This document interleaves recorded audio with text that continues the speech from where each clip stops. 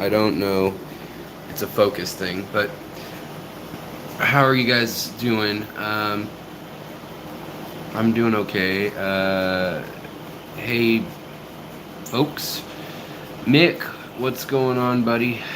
Yeah, thank you for the condolences. Yeah, I know I didn't. Bodie wasn't really part of this channel much. Um, and part of that was the last 2 years he's been at my folks' place, about a half hour north of my house. And he he was my kitty, and when I got out of college and done with my degrees, I had a really hard year, where I broke up with a girl who I was engaged to and was really in love with. And basically, that whole year, my life kind of fell apart, like it had been waiting to. I'd been making bad choices and bad habits, and that was like 2010, 2011 was the culmination of I'd finished my schooling and couldn't find jobs because of the economy, and they got rid of a bunch of the jobs, yada yada. But I was tattooing and I was hanging out with a crowd of people when you tattoo, working the night shift at your own shop, and you're already tied in with those people. It's not the greatest. And so my mom was having medical health problems, and I was kind of running from dealing with all of that. And at the same time, I had thought, kind of on a whim, like, boy, it'd be cool to have a pet ocelot. What would I have to do to get a pet ocelot? So I selfishly and flashy wise, like, I just thought it would be cool to show off and be like, look, I got a pet ocelot. And so I got on this waiting list for exotic cat rescues. These people came to my house. I paid for this tax stamp thing, and took a care class on, basically like first responding level care for animals, for exotics.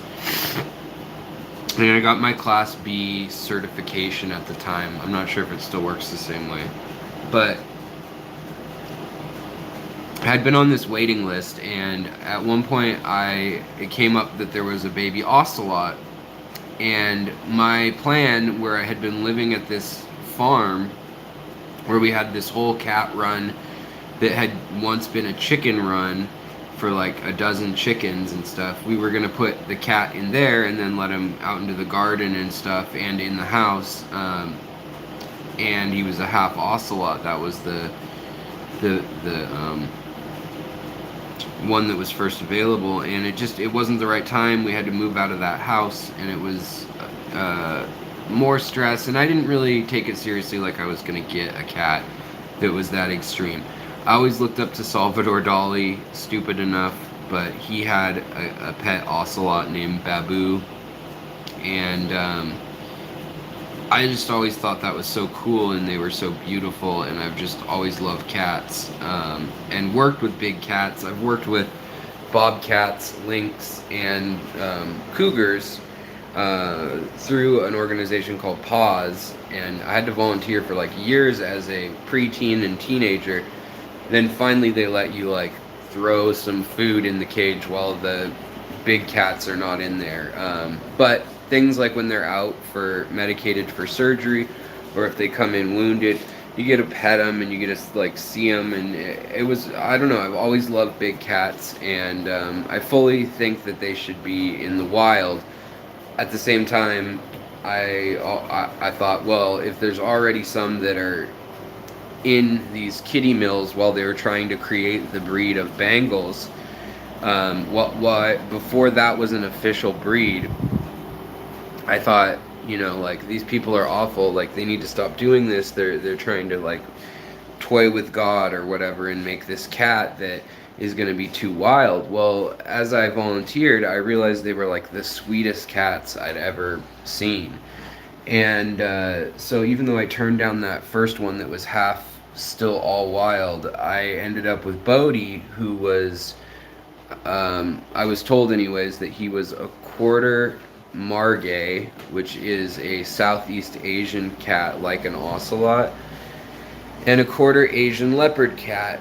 And that was a mix from either grandparent, and each grandparent was half Egyptian Mao also, from this same cattery that was kind of illegally doing it.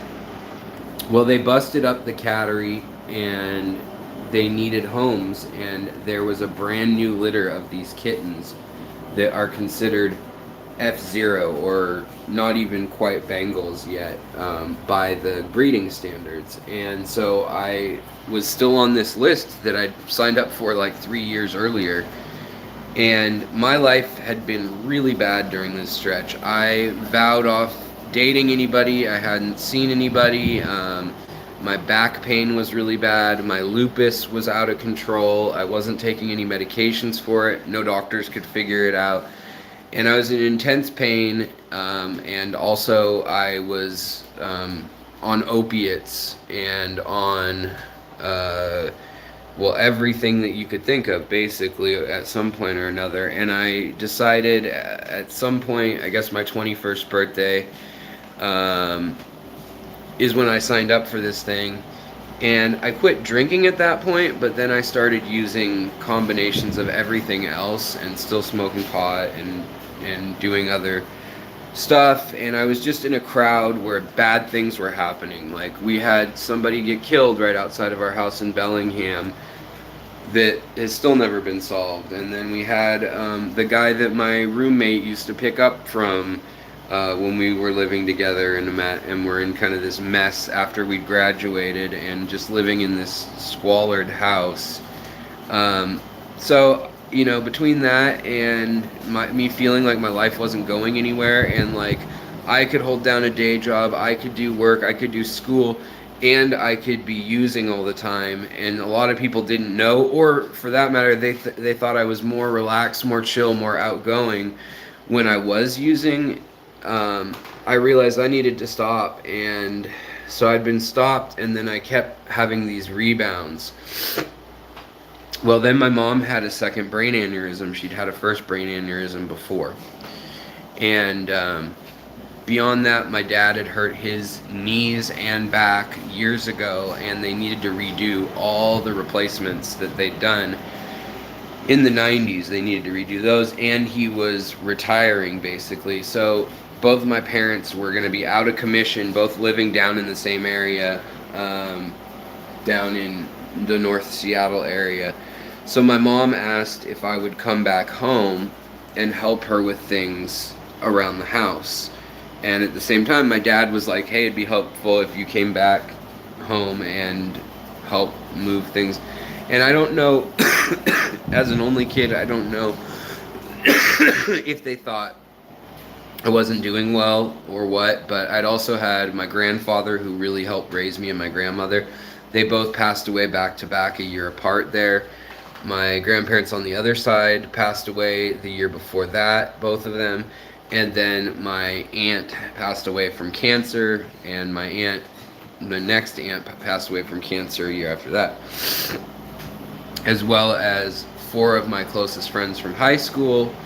3 of them died in a car crash, and one of them was paralyzed from the neck down with permanent brain damage, where he didn't know anybody and had to relearn everything, but yet was paralyzed. So I mean, what do you relearn other than faces and memories and things? But anyways, so life was not good, to say the least. It was looking really bad, and I got my call from the people with this cat that rescue stuff and that worked with the state and the feds even too, depending on which cats they were. And they said, hey, this one's not going to a zoo. These ones are considered not, like, they're in your state with a class B. You don't need a class C, like a fully exotic license. These are considered, you can have them. They're wild, but they're not half any one wild thing. And in our state, if it's half, like if it had been half Margay and half whatever, I couldn't have had it. But the fact that it was a quarter of each wild thing, and then technically a quarter of each domestic cat, it made it so I could have the cat because of the diversity in the genes. So I got this cat, and he's little teeny, adorable little cat. We went and picked him up in Skagit County, this place called Noah, and went through a breeder that had been kind of helping take care of them the right way out of this area called La Conner. And I got this cat and decided to move home and leave the town where a lot of my problems were, or a lot of my connections and a lot of my bad decisions where that had occurred. Also where my college had been, where the love of my life at that point what had been, and then she was moving to Europe. And I just really kind of fell apart before that, feeling just this crazy anxiety attacks, depression, things that had gone on, including, being robbed, being beaten, just part of the bad underground life, and owning a tattoo shop and hanging around a bad element right there in Bellingham, which is a border town, and getting involved with the people that let's just say moved things. It got really bad, and we lost another friend after I left, and I was just thinking, man, good thing I got away from there. I've got this little kitty. And I literally hid at my mom's house for like a year, living on savings, and did a few gigs here and there, like on the side, and I did all this art, and I just tried to get clean and get my head straight. And I had this little cute kitten with me that had the craziest attitude and the sweetest disposition, and my parents already had one cat, and the cat was just wild, not very nice. I mean, she was okay to humans, but to other cats she was extremely mean. Before Bodhi, I had another cat named Spike, and he lived to like 14 or 15, but he died at 34 pounds, and he was an orange tabby. He was just ginormous, fat. We had to put him on diets. We had to give him diet food.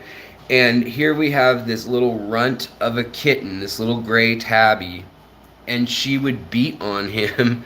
And she was 3.5 pounds to 5 pounds, depending on when you'd weigh her and if she'd been eating. And we'd have to take her in and like weigh her and then give her more vitamins, because she just didn't want to eat. She was just this scaredy cat, literally. So that cat was at my parents' house at the time, and she was a few years old. And we brought Bodhi home, and Bodhi fell in love with her, and he wanted to put his face right up in her business, be like, hi, I'm the new cat, what's going on? And she would just kind of cock back and go, good, and just hit him right in the face, and a couple times the eye, to the point where he had blood welling up in his eye. And he never attacked her, even though as a kitten he was her size. Within a year, he had these big old paws. If you're friends with me on Facebook, I just posted a whole bunch of pictures of him. He had these paws that were the size of a small dog's paws, and they always made this floppity flop noise, almost like a rabbit or something, on the hardwood floor. And he'd slide because he had these big derpy paws for his body size for the first year. And then he grew into it, and he became this super long cat that I could put him up on my shoulder, and he'd get relaxed, and he'd drape his arms forward here and his back legs here, and he'd look like a mink stole. And I just spent so many hours with him in the yard on a leash. We got him every toy you could imagine. I got a job working at Trader Joe's, and I really stayed away from anybody who I knew was trouble in high school.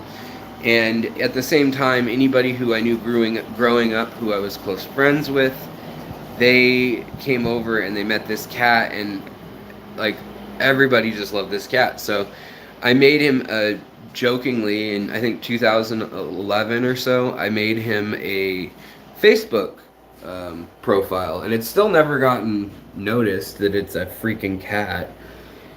Um, but I did that so people could tag themselves because at the time a lot of people had never seen a Bengal, and they were like, "Oh my gosh, you have a leopard! Like I gotta show my friends this cat." And so they would, the spectacle was part of it, but beyond that, he was just the sweetest kitty that anybody had ever seen. You could have kids over, like little 2 or 3 year old kids that would be running around the house, and they'd be like, "Kitty!" And the cat would like be walking briskly down low, kind of like they do, like slinking off. And they'd get a hold of him and grab him by the tail and pull him backwards, and I'd be yelling like, "Don't do that to the cat! Don't do that to the cat!" And they're like, "I want to play with the kitty," and they're like literally playing tug of war with this cat, two little, like a 5-year-old and a 7-year-old or something. The cat's so big that they can barely lift it, and a lot of times it would be like over their shoulder, and just from the backside you just see him like but he never scratched anybody, even with these big paws. Like, also on the Facebook page, and maybe on the community tab too, there's these big old paws he had. And when the vet came to put him down, actually, yesterday, they bring a ceramic plate for taking a paw print that they leave with you, just kind of as a gimmick. But it's it's a nice thing that they do, and it was nice. And then you just put it in your oven and fire it, and it's like a keepsake or whatever. But she had to go get the biggest cat size one. They have a small one and a big one for cats, and his paw still didn't fit on it, so she had to go get the one for small dogs. And he was actually out of the 4 dog sizes, he was the second dog size one to fit his paw print and center it with a little bit around the edge. So he's got this hockey puck that we kept yesterday of his paw. Alright guys, sorry I've been kind of ignoring the comments, and now I'm gonna look at them. But I just wanted to let you know that I'm having a very hard time. My wife's been out of town for a week. I've been taking on a side job that is, it's fish related, which is rad. It's tech related, it's graphic related, and that's all good. I mean, I'm fine with it. It's good stress, but nonetheless, it's stuff that needs to get done. It's stress, it's stuff on my mind. And then on top of that, my health always flares up when I have a lot of stress, even if it's good stress. It's just one of those dumb curses. But like, I get the lupus starts to cause my immune system to wear down, and then as you can see, it's kind of an odd thing. It's literally like a burn that forms, and they're a specific kind of lesion that has a big long Latin name. And it's the opposite of like if you were to have HIV, and those patients, they get these lesions, what's it called, mycosis I can't remember it, something sarcoma, I think. But it's the opposite of that. It's when your immune system, rather than being depleted, it's overactive, and it literally is attacking your own cells, and it picks a nerve just like shingles would, and then it fires along the nerve and starts to attack it with your autoimmune system. So if you ever see like this kind of thing, or the pock blisters, I have scars on them on my arm, and on my neck and torso and stuff. Up on my forehead too, there's kind of some lasting marks from where they've happened. But I heal really quickly, which is a good upside to it, I guess. But because of that, also, I just have felt run down and a bit like I don't feel photogenic, I don't feel optimistic, and I don't feel like, I haven't felt like I wanted to be on camera. And I have all these research things I've done. I've literally got 30 episodes probably worth of me going out and exploring almost the entire northern watershed of Seattle now, because instead of physical therapy for my after my spine surgery, I've been trying to get stronger, and the physical therapy was a joke. So I started walking with a pack and my fishing net as basically a walking stick or a cane, and a fly rod or a fishing rod, and just exploring everything with the camera and my phone to film too.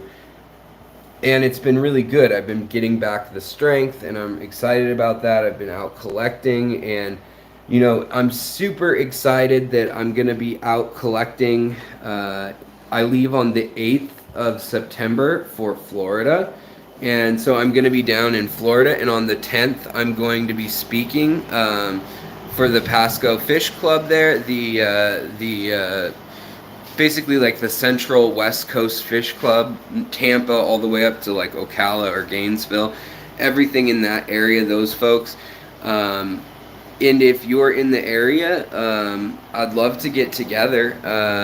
And I think we have some plans for what I'm going to do. Like the few nights before, I think I'm going to go into Clearwater, see my buddy who's a lawyer, who happens to be one of my best friends, older guy, but he's who married my wife and I, and he's in his, mid to late 50s, and he's an awesome, free-spirited, just rad guy who's always got my back.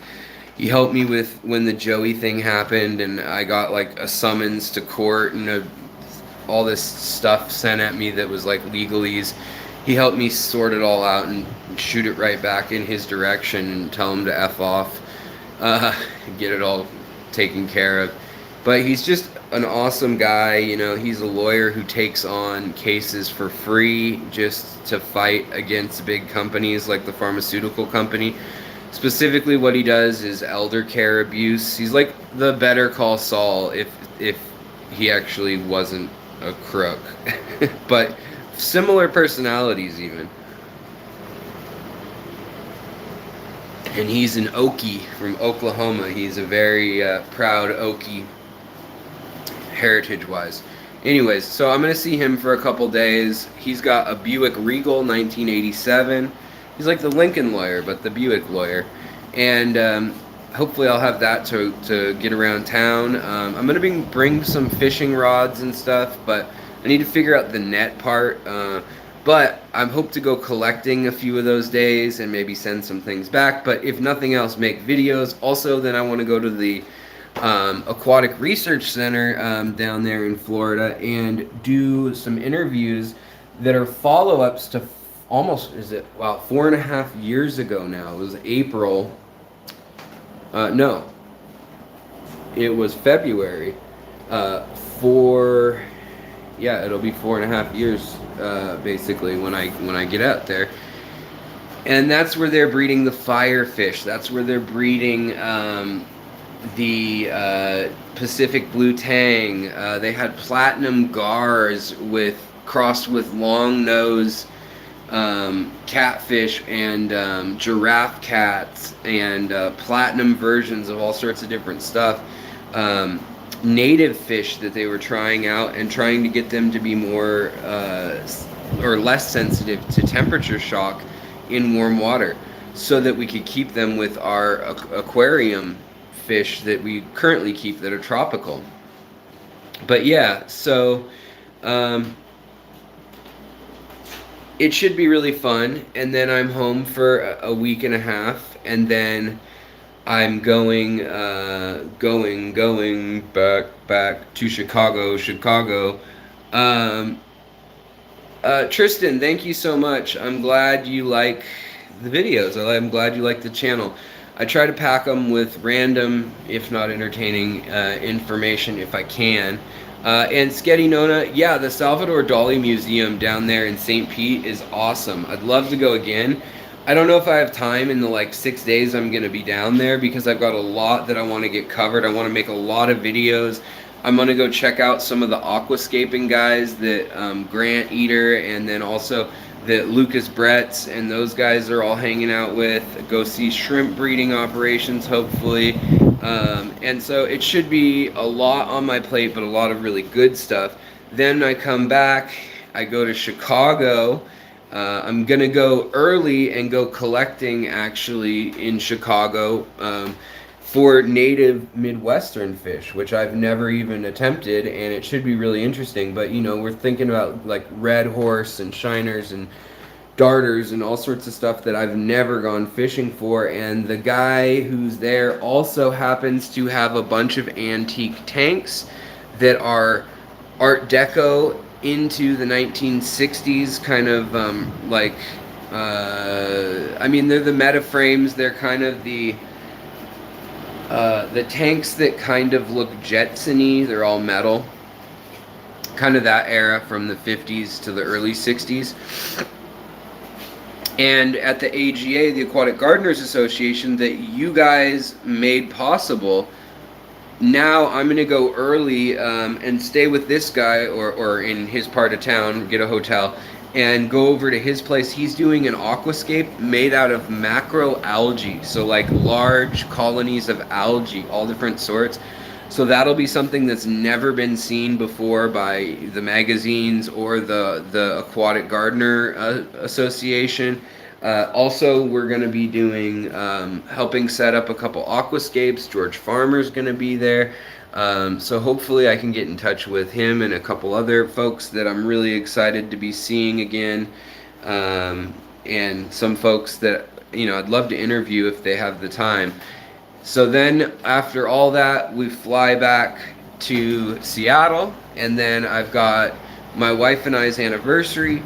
Then we go to Fishtoberfest the following weekend, and that's going to be probably 3 or 4 days in the area of Portland, and 2 days with Fishtoberfest, having a great time, speaking there too. So I've got 3 speaking engagements, and then 2 weeks after that, I go to Ohio, and I'm going to try to collect in the Scioto, however they say it. They say it a couple different ways locally, river, and the Orange and Tangy, or Orangitani River, whatever. I'm gonna mess it up. But yeah, so I've got a lot on my plate, and I feel like I'm kind of just clawing to hold on to it. And I've been making a lot of content. Like, the next thing I do need to get is a GoPro so that I can have the harness that's waterproof. I got an old GoPro a couple years, like a year and a half ago now. That's like a Model 3, and it works. It's in 720K, I believe is what it comes out to. So it's not the best quality, and it doesn't have image stabilization, and it's not waterproof. So I kind of want to get a different one if I'm going to be climbing through creeks and swamps and stuff like that. But I would love to have that on top of this camera. Plus I've got my underwater setup, so I'm going to try to film some underwater Florida ecosystems for you guys, and yeah, it should just be, it's going to be a lot, but it should be a lot of fun. And you know, I was late on getting the Fishery episodes done, and because of it I felt bad, so just posted them for everybody. And if I seem off on videos lately, like, I just want you guys to know that I'm just having a tough time, especially with no one being in town, like my wife, and you know, I feel like I don't really have many real life friends, honestly. My cat, and you know, I see my parents, and but my wife's friends and my wife are really my close friends, other than the fish family that people you guys know in the chat and stuff, people like Kenny and Jason and Shanna. And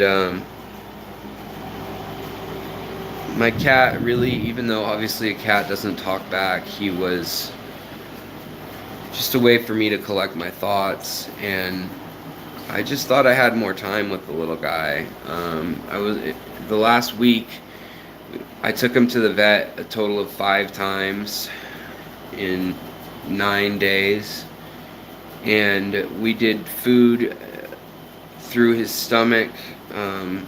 We did electrolytes and hydration.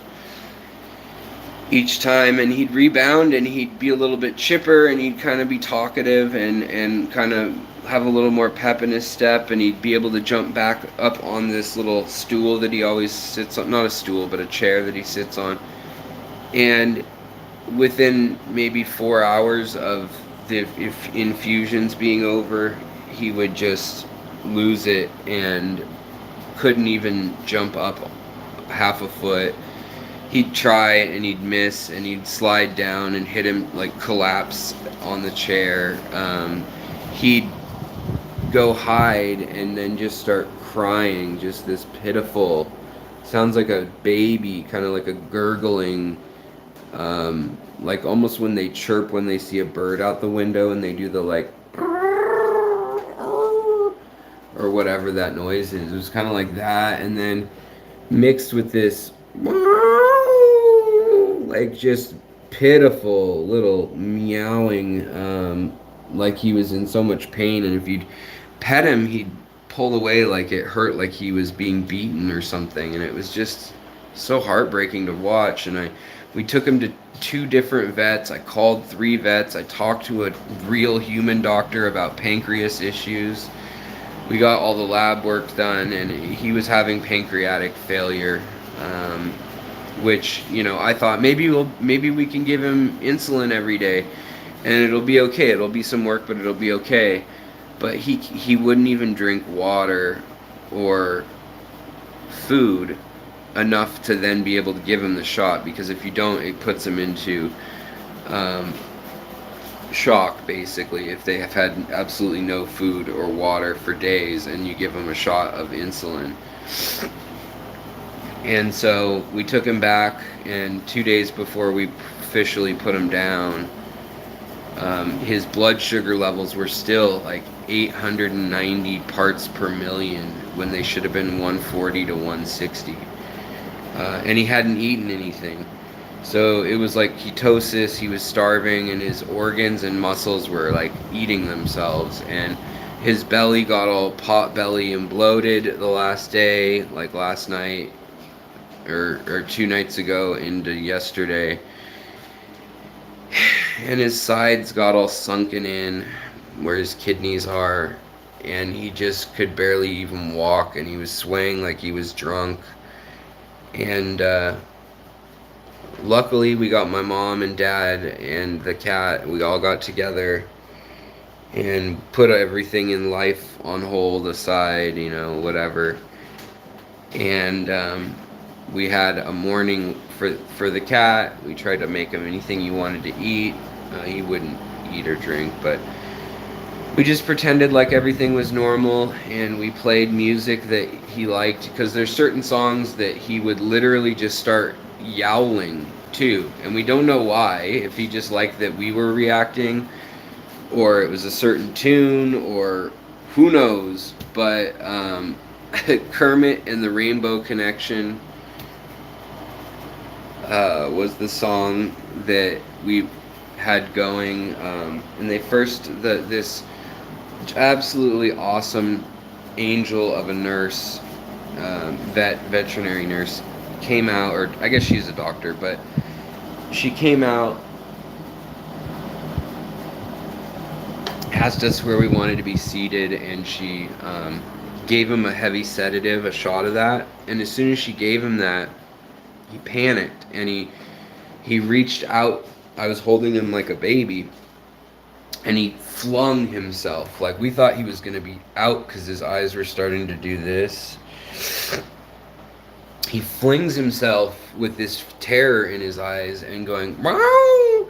And he jumps from like here to like here, like my arm's length, for my dad. And he jumps, and my dad catches him and holds him, and he's just shaking, like, as the drugs are having their effect. And finally he kind of relaxes, but it was just like he had this like super sad, just help me daddy, like look when reaching for anybody, you know. And I guess he just didn't like the feeling of, ironically, all the stuff I used to mess around with. He got a master injection of that, and then once he was in a medicated sleep. The doctor gave us a half hour or 20 minutes with him as a family, just petting him and saying goodbye. We took his paw print, all that stuff, and then and signed some paperwork, and then she gave him the last shot, and that was it. And my dad and I dug a hole deep enough that the coyotes and the raccoons and mountain beavers and none of that stuff was gonna get in there. We wrapped him in muslin and like basically like a cheesecloth, cotton fiber, I guess. And we put him in his favorite position with his favorite toy so that like it would all decompose. And we put him in the garden next to the other two kitties. So hopefully their energy will go into the plants and things there. But yeah, it's been a lot this week, and you know, I've always understood that animals are incredible and they feel like part of the family.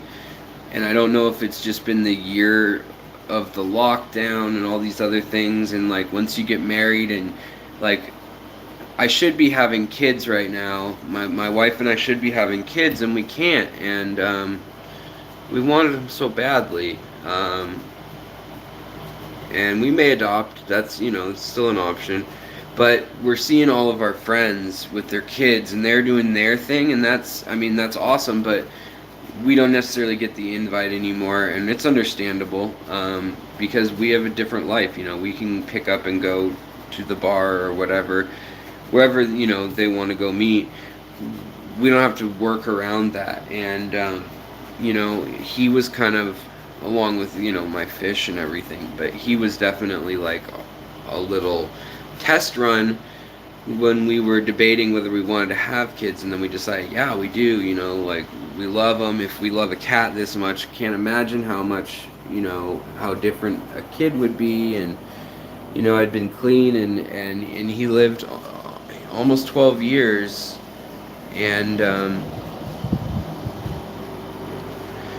I feel like it's so cheesy, but I just feel like he saved me just as much as I helped him. And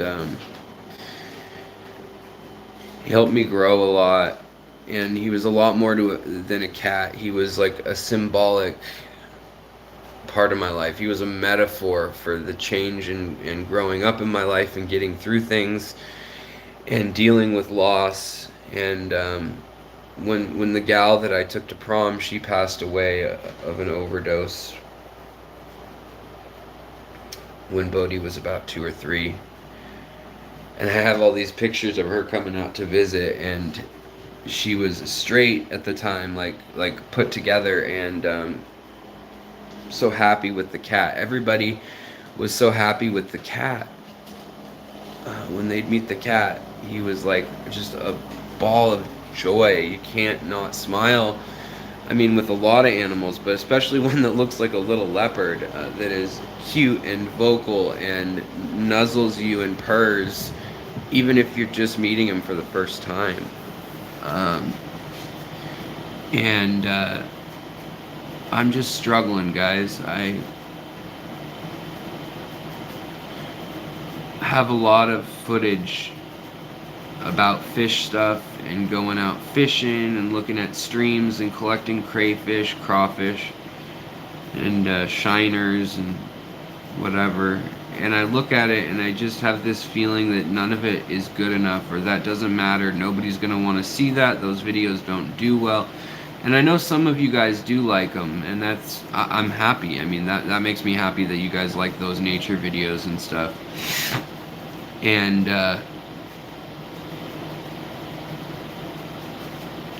yeah,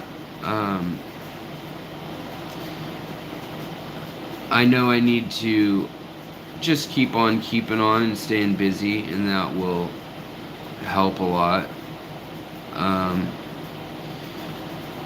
But I'm just at a loss. I know I need to be doing things right now, like today, and all I can do is just pace around the house and do one thing, and then I have to like pull it together, and like, I don't know. So I just wanted to let you guys know that no, I'm not always okay, and obviously that's obvious, right, guys? But I think it should be healthy. Like, I'm not trying to always be a downer. There's so much joy and amazing stuff in life, and I know life's gonna go on and everything.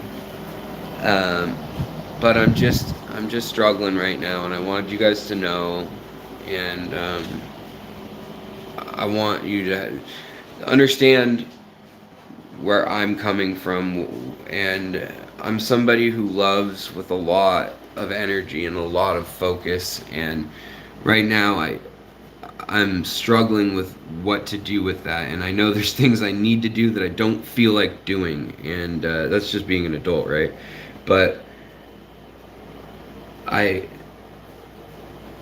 just want to like snuggle up with him and listen to music or sit on the porch in the sunlight and watch him eyeball the birds and make his little gurgly noises. And you know, you guys are incredible. You really do lift my spirits, and you know, I hope you guys get something out of the channel, obviously. You guys encourage me to go want to learn so that I can come and tell you guys some fascinating information or a story and so forth.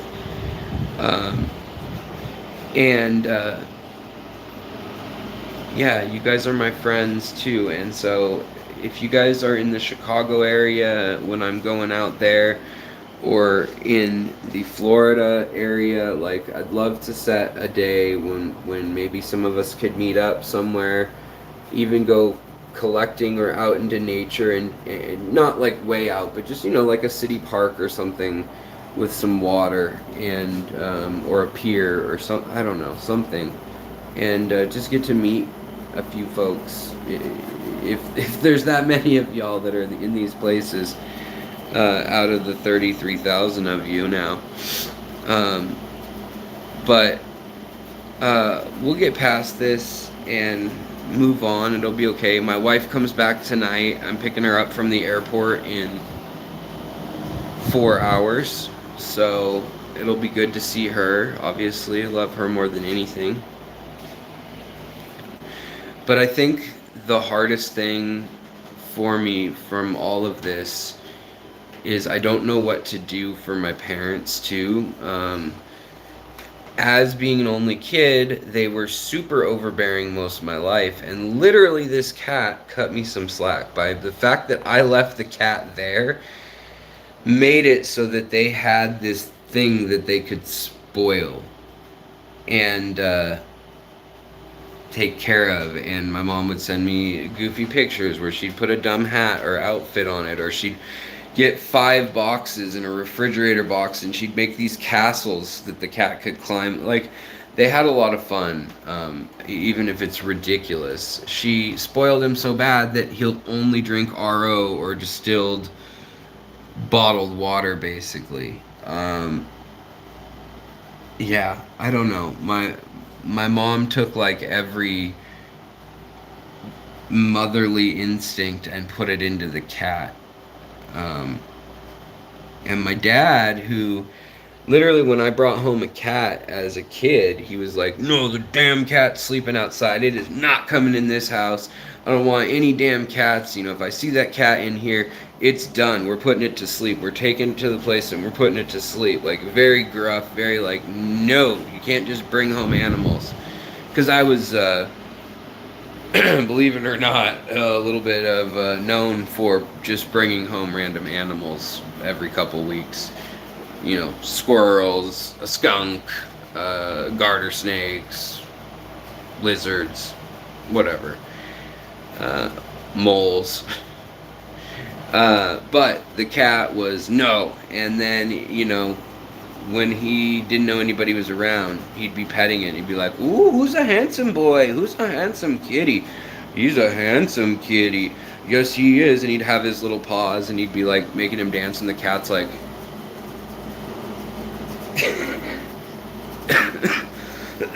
It just cracks me up. But my dad, like I said, my dad lost his mother, his father, and both his sisters in a 2.5 year period. And it was hard for him. And I saw him tear up, but he was really strong about it emotionally, or repressed it, I don't know. But when it came time to make the decision about this cat,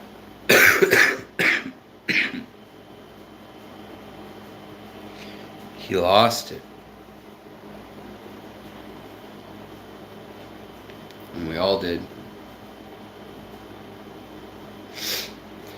And it's hard to see your dad. I mean, as much as you know he's a human, by the time you're, in your mid-30s, there's something weird still. When I didn't see that response for his father, for his mother, his sister, all who he loved a lot.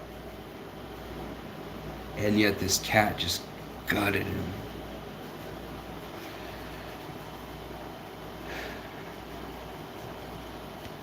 But, yeah, he's out of pain now. And, I hope he's somewhere better. I don't know. But, yeah, and nobody wants a new cat or anything right now. Maybe in a few years or something, But I wanted to let you guys know. I wanted to be open and transparent with you guys. You guys are my friends. You guys are like a chunk of my family. I'm closer to you guys than a lot of my family. And I just wanted to keep you in the loop. And I'll try to be as punctual and to get the content out and stuff like that. But if you're craving a video, and you could maybe just go back and watch one of the 980 that exist, or look for one that you missed maybe. It'd mean a lot to me, just because this week I'm just having a hard time feeling enthusiastic about putting too much out, or even being live now. But you guys are incredible, and you're so kind, and you guys are awesome. You guys are the best group on YouTube, and I really mean that. And I wish I could hug all of y'all. And I'm sure I'll be keeping busy by making videos soon enough. But